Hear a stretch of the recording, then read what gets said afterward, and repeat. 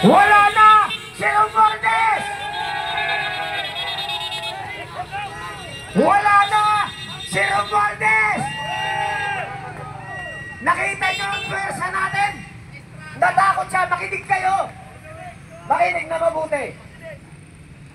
Galing sa loob ang information. Galing sa loob ng Congress. Tahimik kayo para marinig ng ating mga kababayan. Lahat ng ginagawa natin, Huwag kayo bumabalik sa gutter. alam nila, pasok kayo sa gutter. Baka may masabi. Dito kayo. Sumunod kayo. Lahat ng ginagawa natin, tingnan nyo, nakakadalawang araw pa lang tayo. Umalis na si Romualdez. Takot agad! Ito yung sinasabi natin, step by step. Kung magrarally tayo sa Luneta, sinong pinapalis mo ron? Si Rizal? Tama! Tahimik! Kung magrarally ka sa Liwasang Bonifacio, sinong pinapalis mo ron? Si Bonifacio? Tama! Yung nagsasabi na, EDSA, EDSA, EDSA! Ang EDSA, gastos na yan!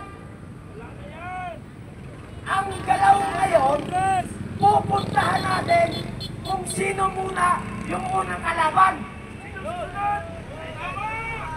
Ngayon, nananalo na tayo. Wala na si Romualdez. Pero, hindi pa tayo ito. Tanong ko sa inyo, willing pa ba kayong mag-display ngayong gabi?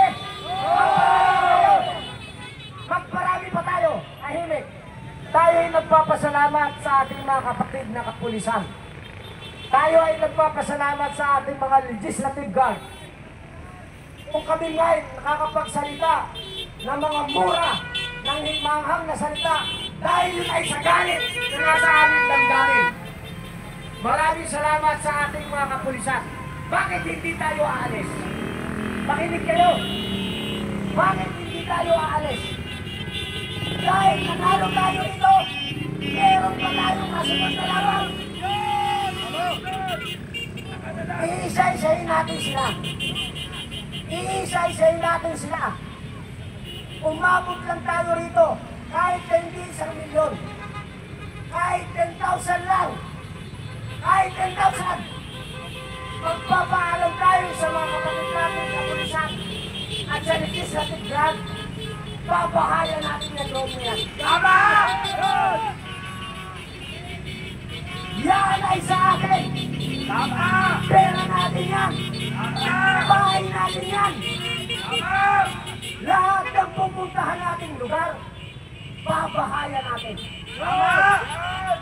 Ang mabubuting congressman, kasama natin sa loob. Tama! Yung masasama, kahit hindi nyo na paalisin, tatakas yan. Tama! Basta ang pakiusap ko, makinig lang kayo kasi ang mga retired military, lalo na si General Romod Bukis, ayaw niyang may masaktan sa atin. Tama! Ayaw na ayaw Wala niya. yata mga kababayan sinasabi Tayo gusto na natin makasakit eh. Gusto nga si natin Romualdez pumatay. ay posibleng Sa umalis, totoo lang, sa galit. mag-leave of absence. Pero ang gagawin Baka ito na natin, yun mga kababayan, no? papakayin natin sila ng dahan-dahan sa paraan na naaayon pa rin sa kagustuhan ng ating mga retired general, lalo na si General Ronnie Bukis. Palakpakan natin, General Ronnie Bukis! Maraming salamat, General Ronnie Bukis, sa pag-guide sa amin at hindi kami nagkakamali sa bawat hakbang na ating gawin. Nanalo na tayo. Tanong ko sa inyo, sinong nagrarally simula January hanggang ngayon ang nakapagpalayas kay Romualdez? United People's Initiative sa tulong ni Congressman Kiko Barsaga. Nakiusap ko, maging matalino kayo sa pagsama sa mga naghihikayat sa inyong rally.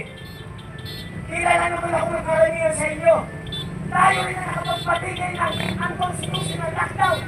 Tayo nagpatigil ng experimental na bakunahan na yan. Ngayon, nanalo na naman tayo.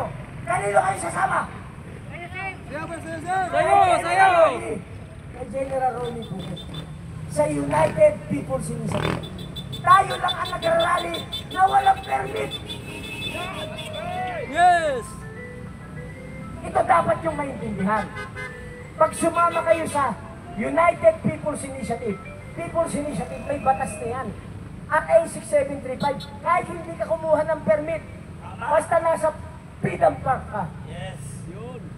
Kung dumami kayo, siyempre, hindi kayo kasya sa Freedom Park, hindi iba nasa labas. Nakuha niyo yung logic? Yes! Para walang napapahamak. Sasama ka sa literal, sasama ka sa iba, kukuha silang permit, magrarally sila kung saan-saan, wala naman doon ang kalaban, nananalo kayo? Hindi! Yung magrarally sa 21, mag-isip na kayo. Sumama na lang kayo. Dito na kayo! Bike! Ulit. Ang panawagan ko doon sa magrarally sa 21, tanggalin nyo na yung pride, tanggalin nyo na yung political colors, tanggalin nyo na yan. Dapat! Para manalo tayo. Tama! Magsama-sama tayo. Tingnan nyo ba tayo nanalo? Pag hindi tayo sinaway ng ating mga kapatid na pulis, wala silang nakikita political colors eh. Tama! Yes! Pero kung nakita nila liberal, disperse ka. Nakita nila Duterte, disperse ka. Tama! Nakita nyo yung logic? Oh! Mananalo tayo. Sumunod lang tayo dun sa tamang proseso. Maniwala kayo. Ngayon, ang gagawin nyo nandito kayo ganito. Ikalat nyo na. Kayo ay bahagi na ng history. Okay, bahagi na tayo sa history ng Pilipinas! Tama! Bakit tayo? Ang pangalan! Bakit tayo naging bahagi ng history? Bilang Pilipino. Kasi lahat tayo nandito, bobo sa math. Magaling tayo sa history. Okay, sekretary natin, nilista ang grupo at saka mga individual. Ang magagaling sa math, yung nasa loob. Oh. Bakit? Oh. Panay multiple sila. Oh. Multiplication ng pagnanakaw. Oh. Tama! Okay, ito ang plano. Lahat ng plano natin, sinasabi natin sa mga kapatid natin kapulisan. Nakikipag-usap tayo. Hindi tayo yung pisang papasok, tapos galit tayo sa kanila. Karamihan ang nagrarally, kapag ka nandyan pulis, nagbabantay, galit. Anong kinalaman ng mga kapatid natin pulis na utusan lang sila? Pinapagod lang sila ng ating congressman. Kaya yung mga ungas, rally rito, rally ron, apply ng permit. Wala nangyayari. Pandemic, lockdown, walang face mask, bakuna. Eh bakit nakakapag-rally kami kahit walang permit? Kasi ang gamit namin, United People's Initiative. Tama! Hindi nyo kailangan ng permit. Huling salita ko sa inyo lahat na nandito. Ulitin ko may pagmamalaki nyo sa pamilya nyo. Okay. Bahagi na kayo ng history. Yun! Natalayas natin si Martin Romualdez. Okay, napalayas na! Mabuhay! Pangalawa, habang nagpapahinga tayo mamaya tuloy ang programa, yaang mga hawak yung cellphone ng hikayat na kayo. Ang sabihin nyo, huwag na huwag kayong sasama kahit sa ibang rally na may kulay. Dito na kayo! Duterte, liberal, na may kulay. I-disperse kayo. Tama! Maniwala kayo. Huwag kayong sasama. Ang gamit na pangalan, private group o mga political party. Laging may argumento yan. Laging UPI! Tayo ba? May argumento nung simula kahapon? Wala. Wala tayong plug eh.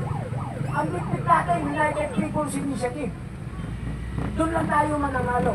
Ngayon ikalat yun na, mag-invite kayo. Bawat isa sa inyo, mag-invite ng 100 hanggang 1,000. Okay, sir! Okay. Kahit bukas may gagawin tayo. Tama! May gagawin tayo bukas.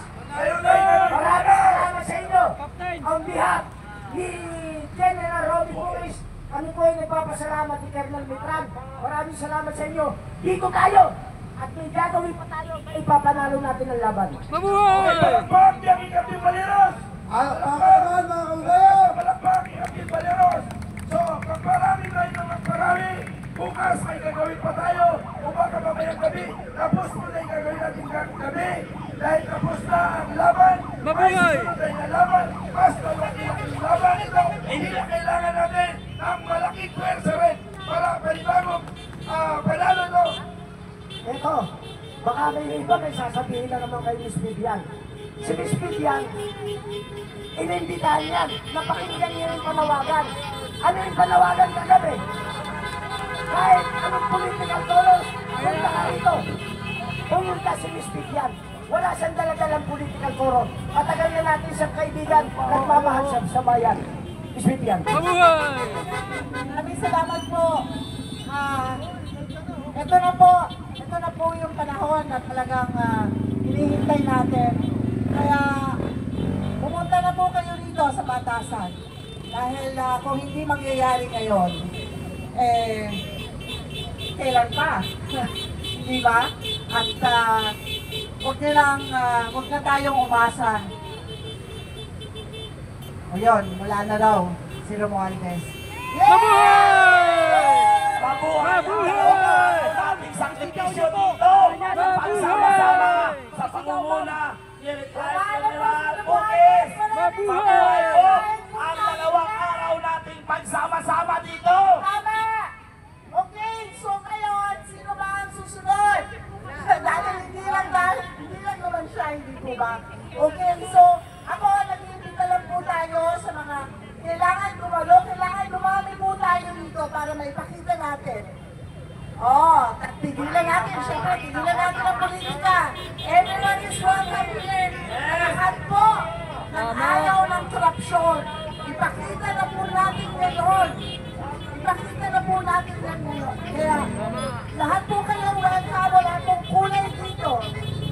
Kaya, man, isang panalo na po natin na mawala si Romualdez. Mabuhay! Mabuhay! Isang palakpak, Bibigyan Milay! Isang palakpak! Okay, nagawa kayo ha! Maraming salamat po sa lahat ng panalo na tayo! Wala na ang tulo ng pagkanalo! Kompleto po ha!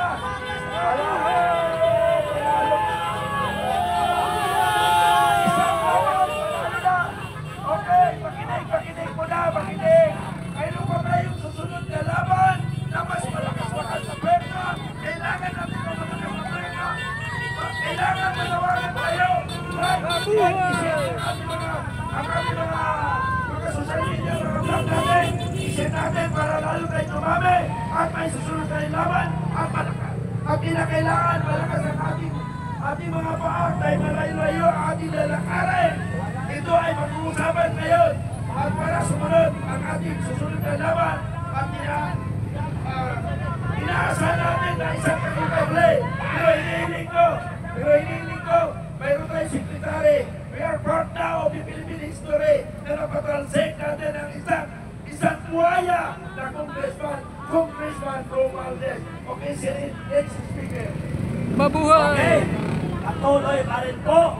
Hindi ibig sabihin na napatalsik na natin si Romualdez ay uuwi na tayo. Mag-i-stay pa rin dito tayo sapagkat may mission pa tayo. May isa pa na kurakutin na ating babanggain.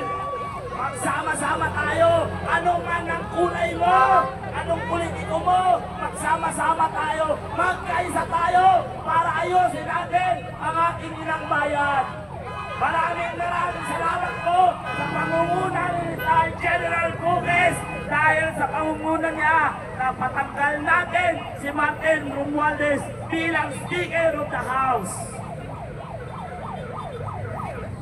Musira po sa lahat sa mga dumadaan na galit sa mga kurap na politiko. Mapagtagumpay na po tayo sa dinig ng mga magnanakaw na politiko ang atin ilain at pinagbigyan po tayo. Sumunod po sila sa ating panawagan. Pero hindi lang po dyan nagtatapos ang ating laban. Kaya po sa mga kapulisan, sa mga lahat na narito, maraming salamat sa pagsama-sama natin na puksain ang korupsyon na ito. Nagtagumpay po tayo sa tulong ng bawat isa. Maraming salamat po. At hindi tayo ulitin ko, inaanyayahan pa namin kayo na pumunta dito. May programa pa tayong gaganapin. Magsama-sama tayo. Hindi tayo aalis dito dahil may mission pa tayong isa. Kailangan pa tayo